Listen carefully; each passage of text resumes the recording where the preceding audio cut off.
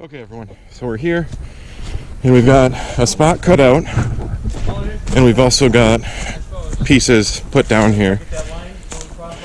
So thanks to Dad, he's got this stuff put down here. We got Zach over here. What up? We got Zach here. Zach here is a compass to make sure you're going south. Cool. And then here's goggles for Sydney. All right. There we go. Sydney's up here taking a breather because we've got Zach and Sydney got this brush pile brought down a little bit and sorted over here. Eventually, going to bring a wood chipper in here and get all the stuff to the left taken care of and line the ground here with it. But they are going to build a trail for me right on our property line. So we're going to go back this way. I'm going to try and get you guys before my camera dies and see where this orange tape is. You can kind of see the trail going straight back in there. So they're going to cut that open. I'm trying to get back about 3/4 of the way down the length of my property so we can put a deer stand up there. The trail I built before over there, well, we can't use it anymore because there's that flat area that I thought would be perfect, and it would be perfect if the deer weren't bedding in there, and you can't hunt where the deer bed. So my idea is to go down the length of the property, and then there is really thick pines that line the way, so I'm hoping that they're going to walk along that.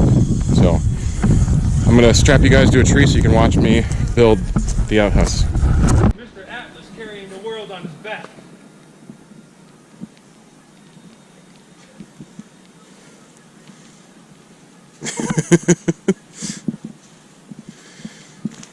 Yeah, you did carry dang near the entire. Oh wow, you did carry the entire. It is the entire thing. I'll take my credit. There you go. 50-year-olds old, baby. What? Hey, you 50-year-old fat boys, get out here and get some work done. It's practical strength.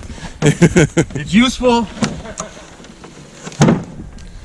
And you can use it at home, make your wife happy, or your significant others.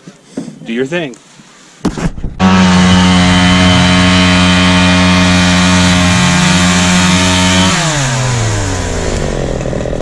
All right, so while they're back there doing that, my dad's helping waterproof the cabin on the corner here. My work.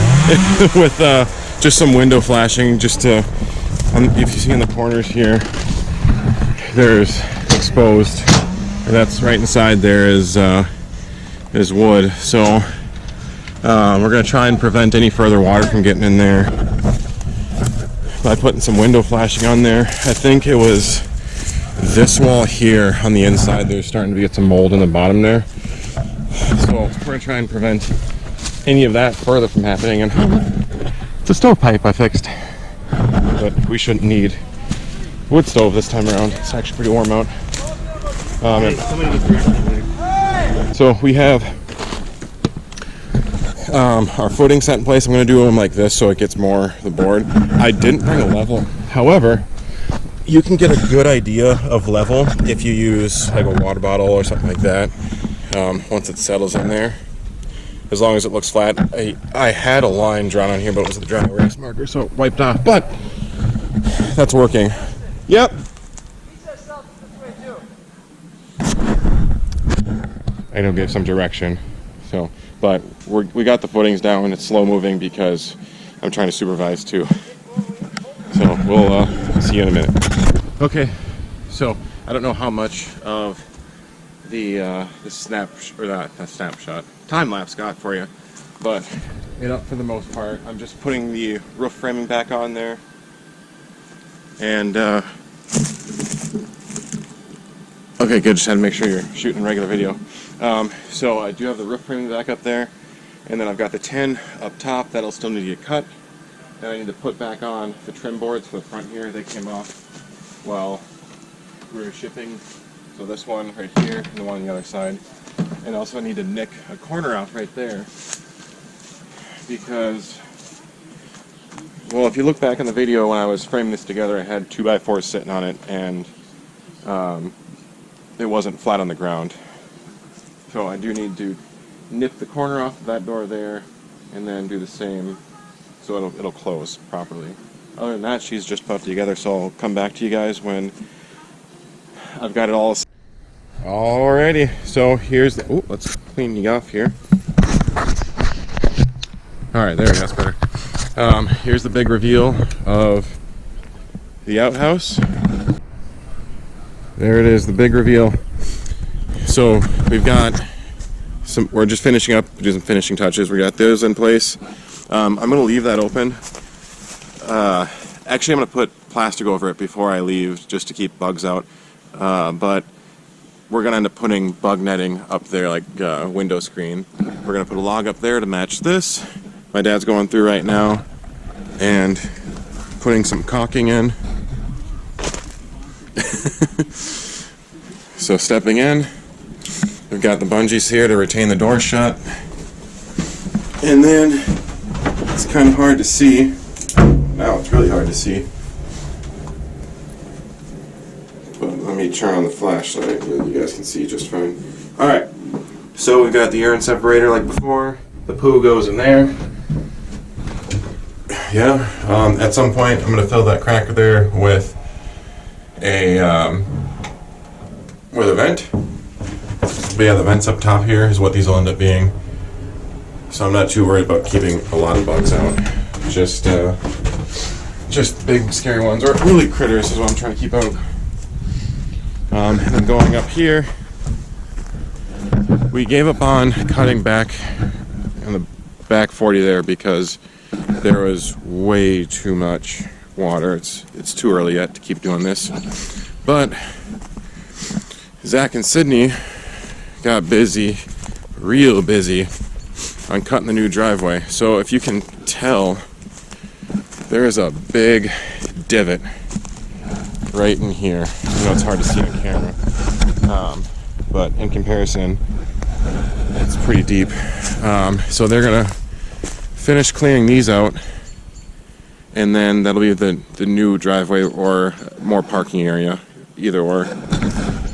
Because right now, that's the neighbor's property.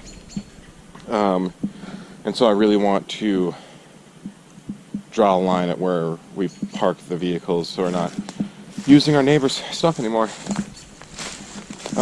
Also, if you guys noticed, this whole action going on, I'm pretty sure you had questions about what the deal is with my pants tucked in my socks. Well, it's been warm enough already, so we'd have ticks.